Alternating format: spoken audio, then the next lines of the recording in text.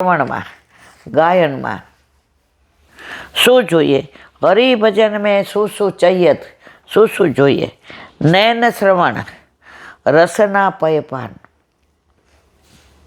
ऐसी संपत्ति आ न मिली है, जो न भजे तीन को बढ़ियान।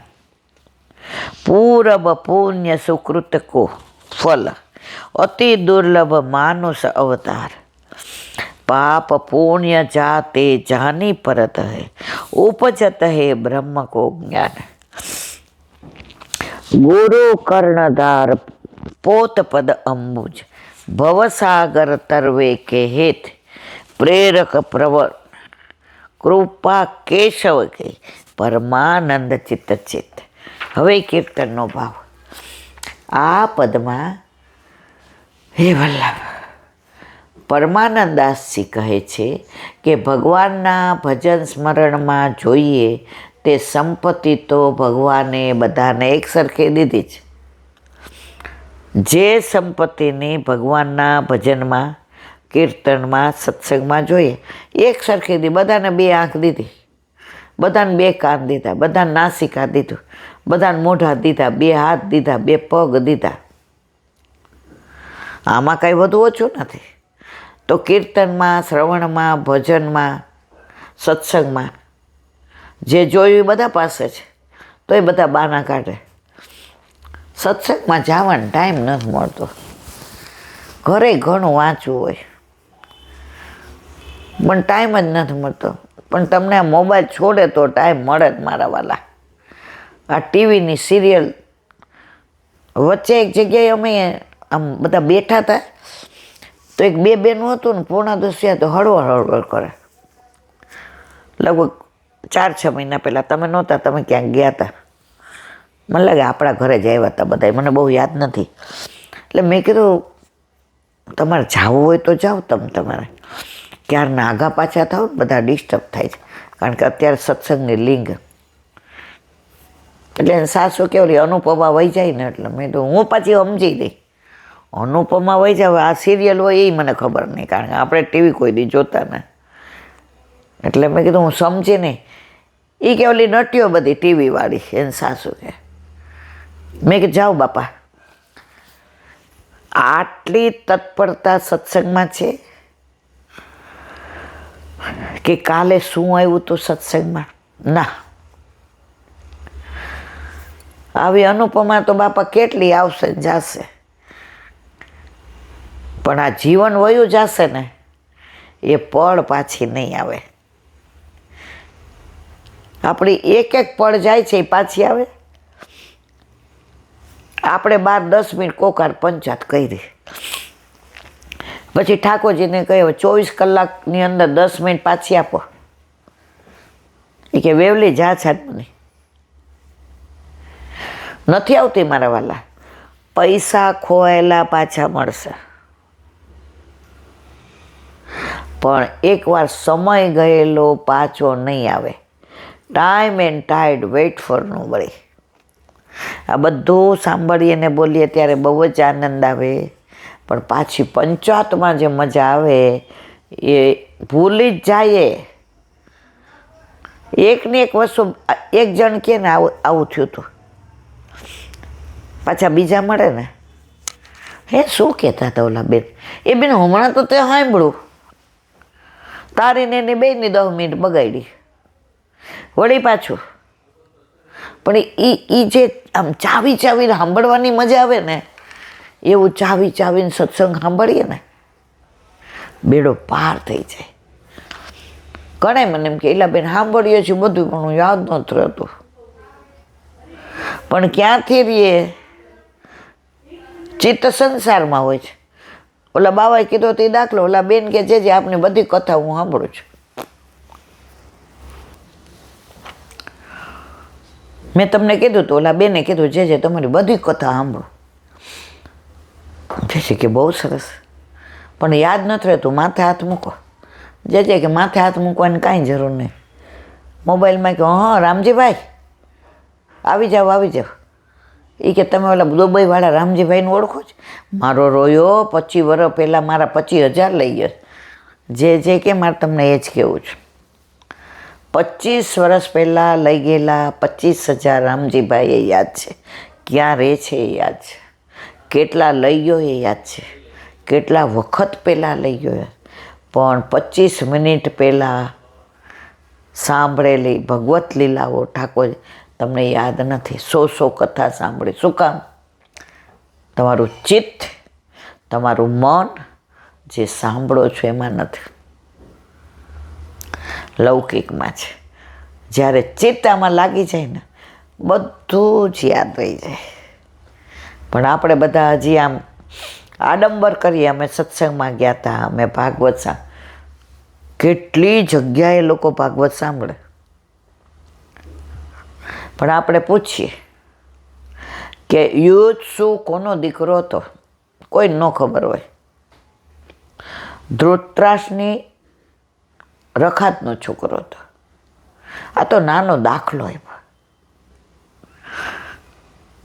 જેણે સુબોધિનીજી વાંચી હોય ને એને આ બધું ખબર જ હોય, પણ આપણે ત્યાં સુધી પહોંચવું જ નથી.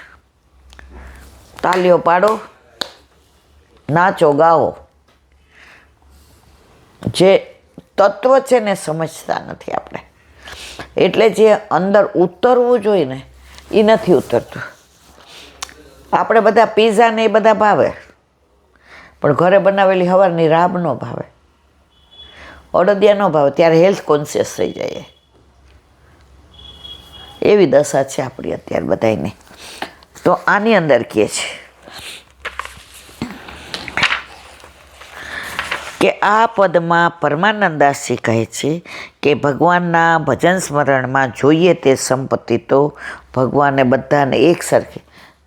કોઈને ચારા ખાઈ પી, કોઈને 2 મોઢા દીધા, કોઈને 4 કાન દીધા, બધાને સરખો જ આપે છે. નેનોથી ભગવદ રૂપ નિહાળવું, કાનોથી ભગવત ગુણગાન સાંભળવું, જીભ આપી છે ભગવત યશોગાન કરવા. હવે આવી બીજી સંપત્તિની જરૂર રહેતી જ નથી. હવે આ સંપત્તિનો સદુપયોગ ન કર્યો તેણે તો સંસારમાં આવીને ખોટ ખાધી છે. પાછા આવો,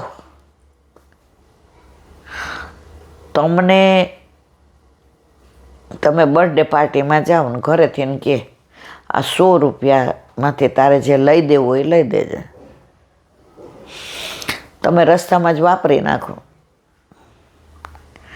પછી ઓલી બેનપણી બીજી વાર બોલાવે ને એટલે આપણે એમ કહી, જો બધાને બોલાવ્યા, મન ન બોલે. પણ ઓલા 100 રૂપિયાની ગિફ્ટ દેવાને બદલે તે તો પોતે જાતે વાપરી હતી. આપણે એ જ બધા કરીએ છીએ. આંખો આપી છે નિહાળવા ઠાકોરજીને, ન નિહાળવાનું બધું જોઈએ છે. એટલે જ કહેવાય છે આંખને, જો કોડાઈ કહેવાય, કોડા, આંખ, નેત્ર અને ચક્ષુ. કોડા કોણ કહેવાય? જે ન જોવાનું જો કરે, બધું દોડીને જુએ. એટલે આપણે એનું કહે તારે તો આંખ છે કે કોડિયા છે, કોડા છે. પછી આવે આંખ, સારું જોવે ને ખોટું જોવે. પછી નેત્ર, ન ઇત્ર, આના સિવાય બીજું ન જોવે. અને ચક્ષુ, એ દિવ્ય લીલાઓ સિવાય કાંઈ જોવે જ નહીં.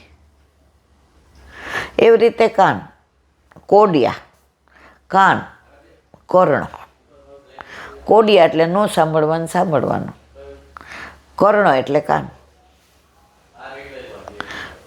કાન એટલે બધું સાંભળવાનું એ સાંભળે, ન સાંભળવાનું. ને કર્ણ એટલે ભગવત લીલાઓ જ સાંભળે. હવે બાકીનું કાલે. બોલો વલ્લભાધીશ.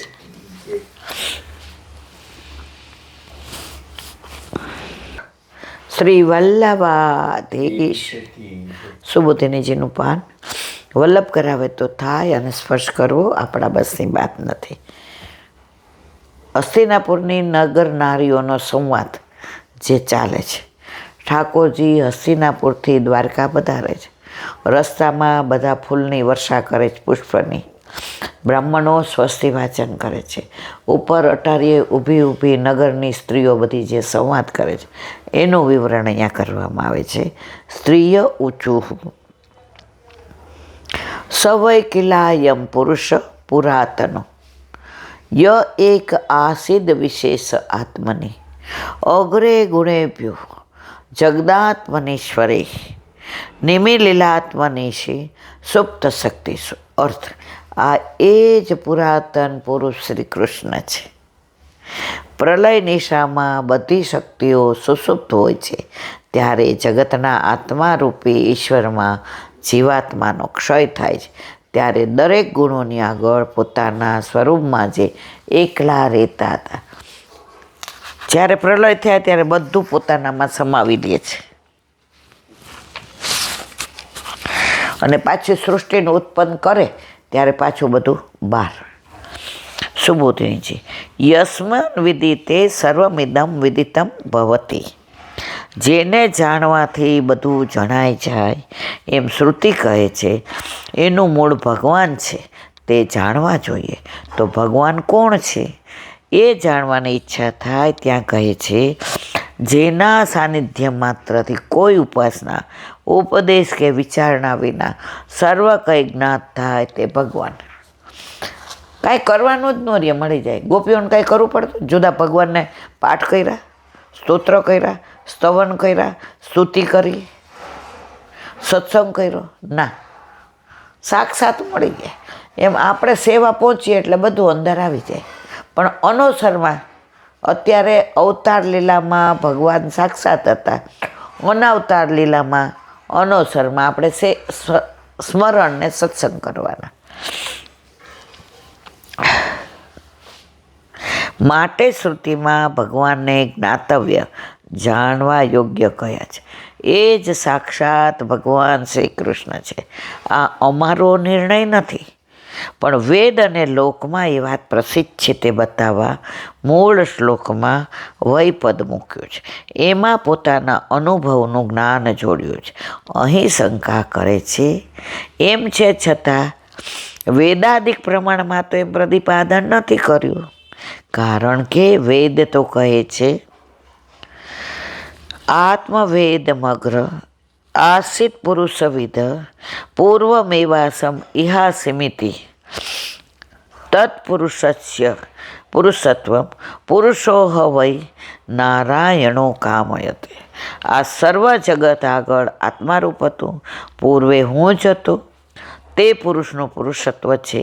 પુરુષોત્તમ નારાયણ ભગવાને ઈચ્છા કરી ત્યારે પોતે જગતરૂપ થયા વગેરે શ્રુતિઓમાં પુરુષથી સૃષ્ટિ છે એમ કહેલું છે.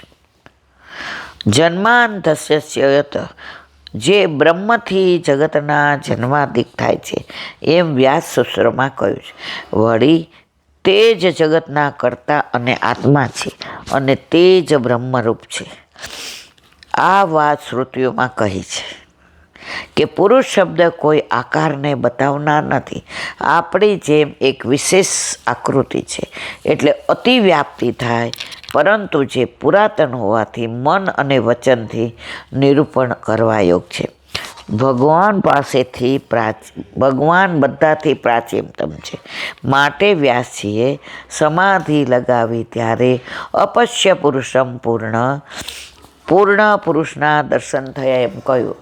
ભાગવતમાં 3 ભાષા, સમાધિ, મતમતાંતરણ લોક. ઓથેન્ટિક ભાષા સમાધિ. આ કૃષ્ણ પૂર્ણ પુરુષોત્તમ છે એ દર્શન વ્યાસજીને સમાધિમાં થયા એટલે ઓથેન્ટિક છે. એટલે પૂર્ણ પુરુષોત્તમ કોણ છે? ઠાકોરજી. આપણા ઘરે આપણા માથે બિરાજતા, આપણા આ બધી વાતો આપણા ઘરે આપણા માથે બિરાજતા આપણા ઠાકોરજીની જ મારા વાલા. તેથી જે સનાતન પુરુષ છે તે જ ભગવાન, બીજો કોઈ ભગવાન હોઈ શકે નહીં. એવી શંકા થાય ત્યાં કહે છે અયમ પુરુષ પુરાતન. આ પુરુષ પુરાતન છે એમ કહેલું. તમે જે પુરાતન પુરુષ કયા તે આ જ છે. એમણે જ અર્જુનને ઉપદેશ આપતા કહ્યું છે. બોલો વલ્લભાદ. શ્રીમદ ભાગવત ભૃદેવને દંડવત. चंद्र पे सूरदास जी के द्वार पे मेरा सुर पे कुंड पे परमानंद दास जी के द्वार पे मेरा दंडवत प्रणाम. जमुनावतापे संकर्षण कुंड पे कुंभन दासी के द्वार पे मेरा दंडवत प्रणाम। बिच्छू कुंड पे कृष्णदासी के द्वार पे मेरा दंडवत प्रणाम। कदम खड्डे पे गोविंद स्वामी के द्वार पे मेरा दंडवत प्रणाम। अप्सरा कुंड पे चित्त स्वामी के द्वार पे मेरा दंडवत प्रणाम। मानसी गंगा पे नंददासी के द्वार पे मेरा दंडवत प्रणाम। रुद्र कुंड पे चत्रभुदासी के द्वार पे मेरा दंडवत प्रणाम। व्रज विलास व्रतनी गोपिकाओं ने मारा दंडवत प्रणाम। हे वल्लभ, સવારથી અત્યાર સુધી સેવા સ્મરણ સત્સંગ જે પણ તે કરાવ્યું તે તારા ચરણારવિંદમાં સમર્પણ કરું છું. ભૂલ અપરાધ થઈ હોય તો ક્ષમા કરજો. બોલો વલ્લભાધીશ કી જય. શ્રી વલ્લભ કરુણા સાગર જગત ઉજાગર गाइए. श्री वल्लभ के चरण कमल की, श्री वल्लभ के चरण कमल की बलि बलि बलि बलि चाहिए. श्री वल्लभ गुण गाइए. वल्लभी सृष्टि समाज संग जीवन को फल पाइए. श्री वल्लभ गुण गाइए. श्री वल्लभ गुण गाइए. या ते रसिक कहाई. श्री वल्लभ प्रभु करुणा सागर जगत उजागर जगत उजागर जगत उजागर गाई. શ્રી વલ્લભાધીશ કી જય. આજનો આ સત્સંગ મારા વલ્લભના ચરણારવિંદમાં સમર્પણ કરું છું. ભૂલ અપરાધ થઈ હોય તો ક્ષમા કરજો. આ મારા વલ્લભની વાણી અને ભૂલો એ મારી. બોલો વલ્લભાધીશ કી જય. સર્વે વૈષ્ણવને જાજા કરીને જય શ્રી કૃષ્ણ. જય શ્રી કૃષ્ણ.